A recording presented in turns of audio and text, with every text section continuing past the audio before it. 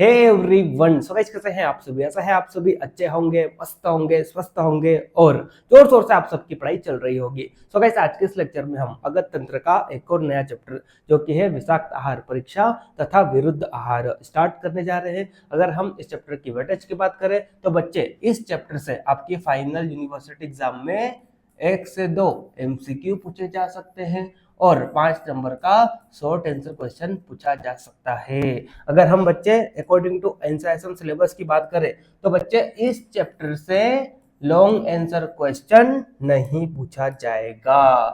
ठीक है, तो बच्चे अगर हम इस चैप्टर की फाइनल वेटेज की बात करते हैं तो बच्चे इस चैप्टर से आपकी फाइनल यूनिवर्सिटी एग्जाम में 5 से 7 मार्क्स का पूछा जा सकता है, यानी कि 5 से 7 मार्क्स ये क्या है बच्चे, इस चैप्टर की फाइनल वेटेज है। ठीक, हाँ। अगर हम इस चैप्टर की इंपॉर्टेंस की बात करें तो बच्चे इस चैप्टर में टॉपिक है नंबर 1 विषाक्त आहार परीक्षा,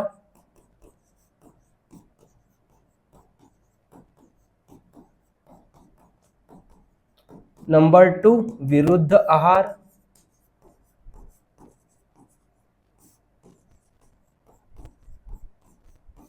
नंबर 3 फूड पॉइजनिंग,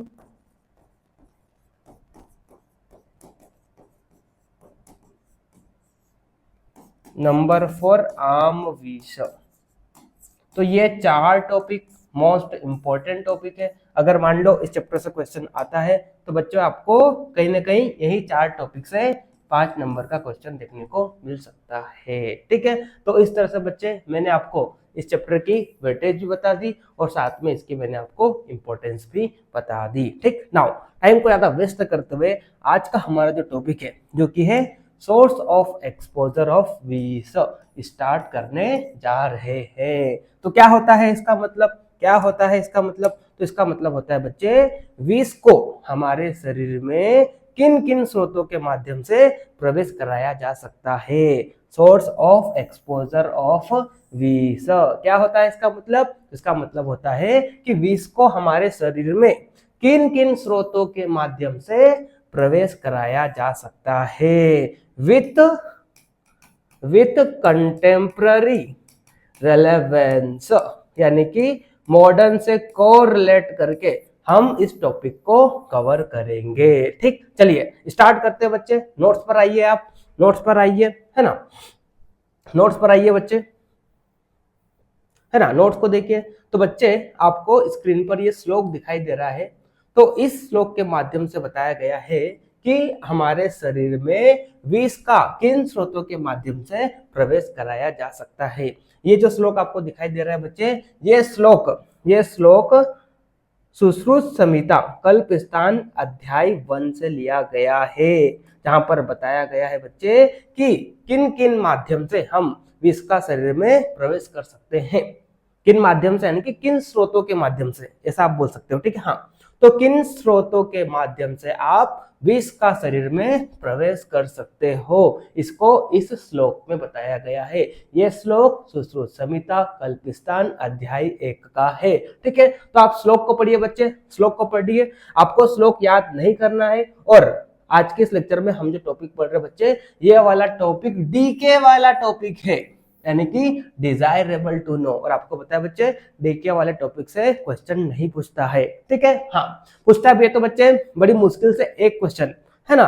तो मतलब 99% चांसेस है कि इस टॉपिक से आपके फाइनल यूनिवर्सिटी एग्जाम में नहीं पूछा जाएगा। लेकिन फिर भी बच्चे जो कि हमारे सिलेबस में है और मेरा ये फर्ज है कि जो भी एनसीईआरटी के सिलेबस में है वो सारी चीजें आपको पढ़ाऊं, तो इसलिए मैं यहाँ पे आपको पढ़ा रहा हूँ। ठीक है, चलिए तो स्टार्ट करते बच्चे। श्लोक को देखिए, यह श्लोक में ऐसे ही ले आया लेकिन आपको याद नहीं करना है। ठीक, हाँ। तो आप देखिए यहाँ पे अन्न पाने दंत काष्ठे तथा अभ्यंगे अवलेखने उत्सादने कषाय च परिचय के अनुलेपने। ठीक है, हाँ। तो पहली 2 लाइन में क्या बोला बच्चे, पहली 2 लाइन में क्या बोला? पहला बोला अन्न, यानी कि भोजन में मिलाकर विष को देना। दूसरा क्या बोला बच्चे? पाने, पाने यानी कि पीने योग्य जो भी पदार्थ होते हैं, तरल पदार्थ, जैसे कि बात करते हैं पानी हो गया, दूध हो गया, तो उसमें मिलाकर देना। ठीक है, आगे क्या बोला बच्चे? दंत काष्ठे। दंत काष्ठे का मतलब क्या होता है? दंत धावन यानी कि दातुन करने के लिए जो लकड़ी होती है उसे क्या कहते हैं बच्चे, दंत काष्ठ, ठीक है। तो उस लकड़ी पर लगाकर विष को देना, ठीक। आगे यहाँ पे क्या बोला बच्चे, अभ्यंगे यानी कि शरीर का अभ्यंग, शरीर का मसाज करने के लिए जिस भी तेल का प्रयोग किया जाता है तो उस तेल में मिलाकर विष को देना। आगे यहाँ पे क्या बोला बच्चे, अवलेखने, अवलेखने का अर्थ आप कंघी से ले सकते हैं। इसके अलावा बालों में प्रयोग होने वाली जो भी वस्तुएं हैं उनका आप अवलेखने से मतलब ले सकते हैं, ठीक है।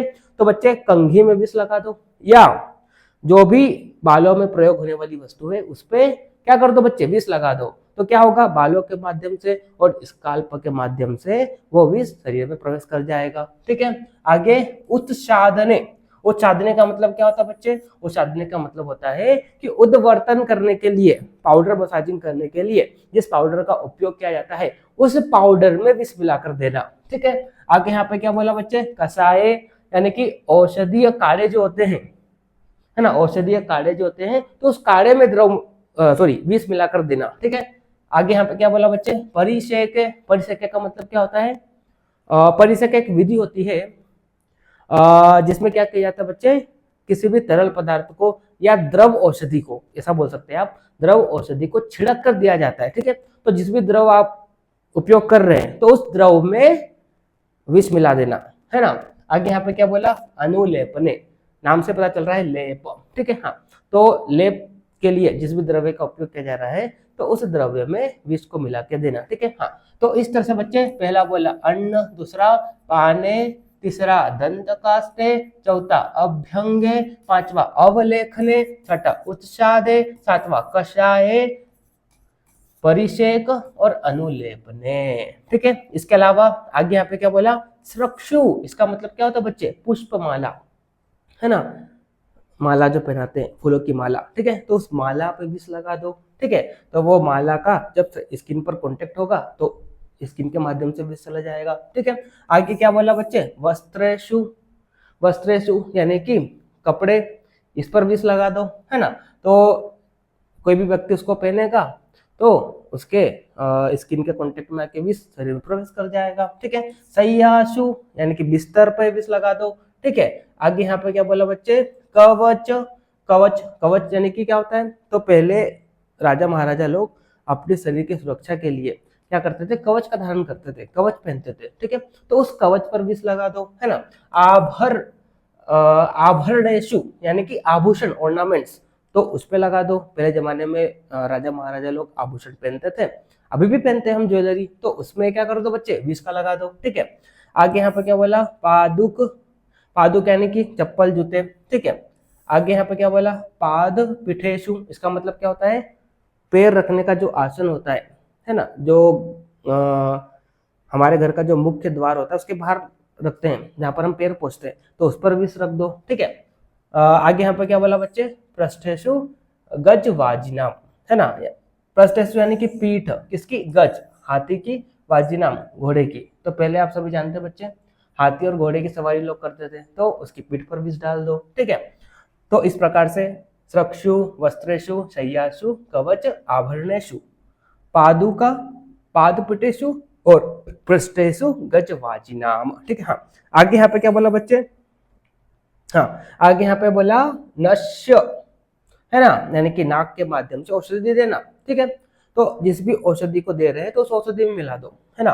धूम यानी कि विषैले धुएं से विष का प्रवेश कराना, अंजन यानी कि आंखों के माध्यम से, ठीक है। हाँ, तो इस प्रकार से बच्चे आचार्य सुश्रुत ने कई सारे सोर्सेस बताए हैं जिनके थ्रू हम विष का शरीर में प्रवेश करा सकते हैं, ठीक है। चलिए, है ना, अब हम डिटेल में यहाँ पे हिंदी में देखते हैं इसी श्लोक का अर्थ, है ना, और साथ में बच्चे हम मॉडर्न से कोरिलेट करके भी यहाँ पे बताएंगे, क्योंकि अकॉर्डिंग टू एनसीईआरटी सिलेबस हमारा टॉपिक है source of exposure of poison with contemporary relevance. तो कंटेम्प्ररी रिलेवेंस का मतलब ये होता है कि आपको जो आप आयुर्वेद बता रहे हैं तो उसको मॉडर्न से कोरिलेट करके बताना है, ठीक है। हाँ, तो सबसे पहले है अन्न यानी कि भोजन में विष मिलाकर देना, भोजन में विष मिलाकर देना, ठीक है। मॉडर्न से कोरिलेट करते हैं तो कंटेमिनेटेड फूड फूड पॉइजनिंग हो सकता है, ठीक है। पाने जैसे पानी, दूध, पेय आदि में विष मिलाना, मॉडर्न से अगर इसको कोरिलेट करें तो कंटेमिनेटेड वाटर हो सकता है, या toxic chemical which is mixed in beverage, ठीक है। दंत काष्ठ यानी कि दंत धावन की लकड़ी में विष लगा कर देना, ठीक है। अगर हम इसका कंटेम्प्रेरी लेवल्स की बात करते हैं बच्चे, तो कंटेमिनेटेड टूथब्रश हो सकता है ना। ओरल केयर प्रोडक्ट्स आज की डेट में ये चीजें हो सकती है, ठीक है। अभ्यंग यानी कि तेल लगाने में, ठीक है। इसका मॉडर्न से कोरिलेट करें तो टॉक्सिक केमिकल इन ऑयल या कंटेमिनेटेड क्रीम या लोशन, ठीक है। हाँ, आगे देखिए बच्चे, अवलेखने यानी कि केश प्रसाधन या कंघी आदि में प्रयुक्त साधन, ठीक है। तो उसमें विष मिलाकर देना। उत्साधने यानी कि उत्साधन उद्वर्तन जो पाउडर होता है उसमें विष लगा कर देना, इसको आप मॉडर्न से कोरिलेट कर सकते हैं टॉक्सिक पाउडर या केमिकल और केमिकल स्किन एक्सपोजर, ठीक है। कसाए यानी कि औषधीय काढ़े में विष मिलाकर देना, मॉडर्न से कोरिलेट करिए आप कंटेमिनेटेड हर्बल प्रिपरेशन हो सकता है या मेडिसिनल प्रिपरेशन हो सकता है। परिसेक यानी कि औषधि द्रव को छिड़क कर देना, तो जिस भी द्रव का उपयोग कर रहे हैं उसमें विष मिला दो, ठीक है। हाँ, आगे देखिए, अनुलेपने यानी कि लेप में विष मिला दो, इसको आप मॉडर्न से कोरिलेट कर सकते हैं टॉक्सिक क्रीम, ऑइंटमेंट, कॉस्मेटिक्स या टॉपिकल प्रिपरेशन हो सकता है मॉडर्न से, ठीक है। स्रक्षु यानी कि पुष्पमाला में, वस्त्रेशु कपड़ों में, ठीक है। Contaminated clothing, occupational chemical exposure यानी कि सारे लोग फैक्ट्री में काम करते हैं, है ना, जहाँ पर विषैले पदार्थ होते हैं, तो उनके उनके क्लोथ जो होते हैं वो कंटेमिनेटेड हो जाते हैं, ठीक है। हाँ, तो इस तरह से बच्चे आप मॉडर्न से कोरिलेट करके बोल सकते हो, एक तो कंटेमिनेटेड क्लोथिंग या ऑक्यूपेशनल केमिकल एक्सपोजर, ठीक है। सयासु यानी कि बिस्तर में, है ना, मॉडर्न से कोरिलेट कीजिए कंटेमिनेटेड बेड, ठीक है। कवच, तो प्राचीन समय में राजा लोग अपने शरीर की सुरक्षा के लिए कवच पहनते थे, ठीक है। तो उस कवच में भी इसको लगा दो, ठीक है। हाँ, इसके बाद बच्चे आभरण यानी कि आभूषण में, है ना, मॉडर्न से कोरिलेट कीजिए कंटेमिनेटेड मेटल हो सकता है या कॉस्मेटिक ज्वेलरी, ठीक है। पादुका यानी कि जूते चप्पल में, पादपीठ यानी कि पैर रखने का जो आसन होता है, ठीक है। प्रस्टेसु गजबाजिनाम यानी कि हाथी या घोड़े की पीठ पर, ठीक है। नश्य यानी कि नाक के माध्यम से, ठीक है। कंटेम्प्रेरी लेवल्स कीजिए आप, इंटरनेशनल एक्सपोजर हो सकता है। धूम यानी कि धूमपान द्वारा एक्सपोजर, ठीक है। कंटेम्प्रेरी मॉडर्न से कोरिलेट कीजिए टॉक्सिक स्मोक या इंडस्ट्रियल फ्यूम्स या पॉइजनस गैस, ठीक है। अंजन यानी कि आंखों से, है ना, मॉडर्न से कोरिलेट कीजिए म्यूकोजल एक्सपोजर, ठीक है। हाँ, तो इस तरह से बच्चे कई सारे सोर्सेस है जिसके थ्रू हम क्या कर सकते हैं, विष को शरीर में प्रवेश करा सकते हैं। यानी कि अगर किसी व्यक्ति को मारना हो तो ऐसा नहीं कि सिर्फ भोजन में विष मिलाकर उसको मार सकते हैं विष के द्वारा, बल्कि हमारे दैनिक जीवन में होने वाली कई सारी वस्तुएं हैं जो कि हमने देखी अभी, जिनमें विष लगाकर हम किसी भी व्यक्ति को दे सकते हैं, ठीक है। तो इस तरह से बच्चे there are so many sources through which we can क्या कर सकते हैं, हम विष का शरीर में प्रवेश करा सकते हैं। और साथ में बच्चे अपने सिलेबस में कंटेम्प्रेरी रिलेवेंस ये वर्ड लिखा था, तो मैंने आपको ये चीजें का मॉडर्न कोरिलेट करके भी बताया, ठीक। हाँ, तो आई होप आपको समझ में आया होगा। अगर आपको लेक्चर अच्छा लगा है तो वीडियो को लाइक कीजिए, है ना, दोस्तों को शेयर कीजिए। और आप में से अगर कोई रेगुलर पीएमएस सेकंड प्रोफ की क्लास ज्वाइन करना चाहता है तो एप्लीकेशन को डाउनलोड कीजिए, वहां पर आपको कोर्स मिलेगा चरक 1.0, उस कोर्स में आप इनरोल कर सकते हैं। मिलते हैं नेक्स्ट लेक्चर में, तब तक के लिए okay bye, see you again.